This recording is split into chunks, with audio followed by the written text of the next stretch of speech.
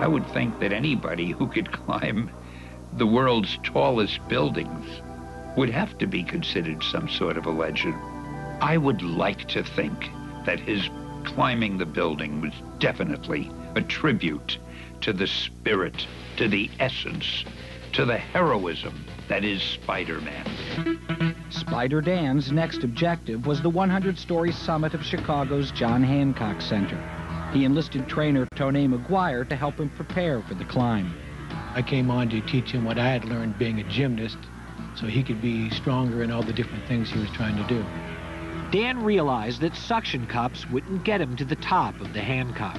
I started studying the I-beams on the building and realized that I should develop a tool that would basically allow me to clamp it. On Veterans Day, November 11th, 1981, Dan began climbing up the side of the John Hancock Center. And there was no way that anybody was going to be able to catch him. But Chicago Fire Commissioner William Blair had his own idea of how to stop SpiderDan.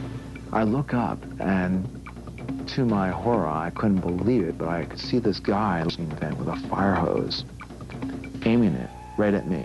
With Dan clinging to the side of the 37th floor, 338 feet in the air, Blair gave a controversial order to turn the fire hoses on Dan. These guys are actually trying to knock me off the building. Chicago Police Superintendent Richard Brezek arrived at the scene. Because I'm trying to find out who gave that order. When I got up to the 38th floor where the fire commissioner was, I went up to him and I says, "What the hell are you doing?"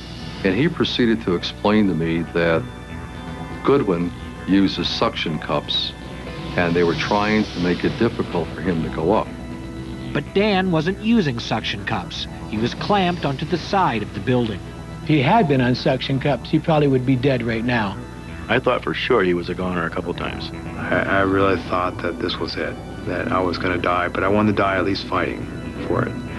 Dan hung on for life as Superintendent Brezek and Commissioner Blair battled over Dan's fate. I asked him to look down below, and he had his fire trucks parked on the sidewalk there. And I told him that I controlled the tow trucks, and I was going to tow his fire trucks for being illegally parked. The crowds are starting to chant. People are freaking out. Let him go!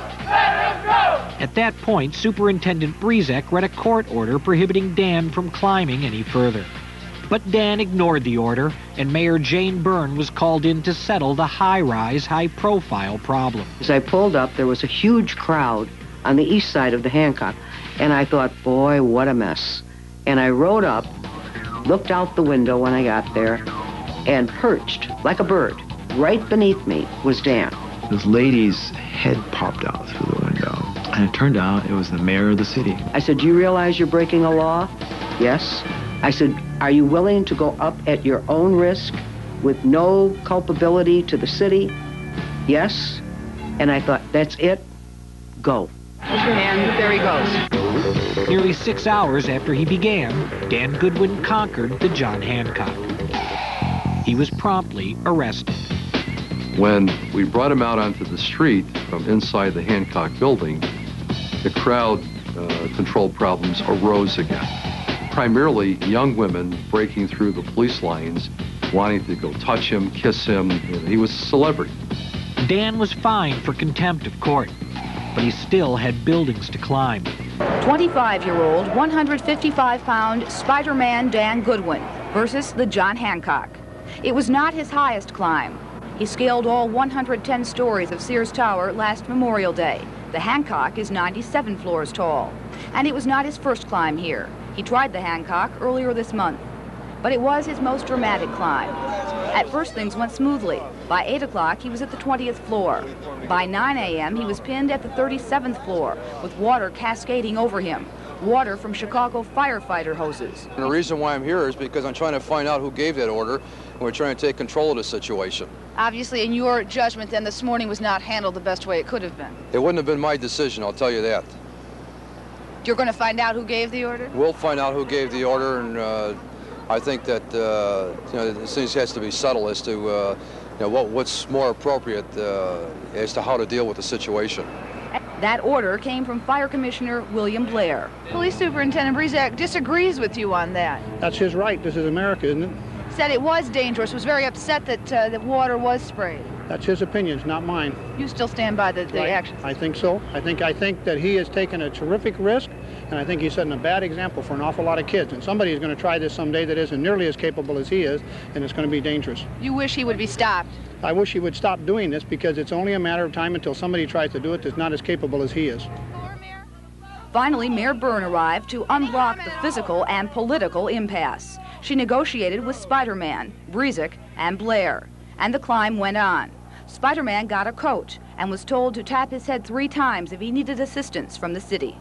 The commissioner had told him that if he went on, he would be going on at his own risk, that the fire department would be available on every floor if he gets tired or fatigued to pull him in, and there he goes. Let him go! Let him go! Let him go! Let him go! Let him go! Let him go! Let him go! Better than watching the Bears here.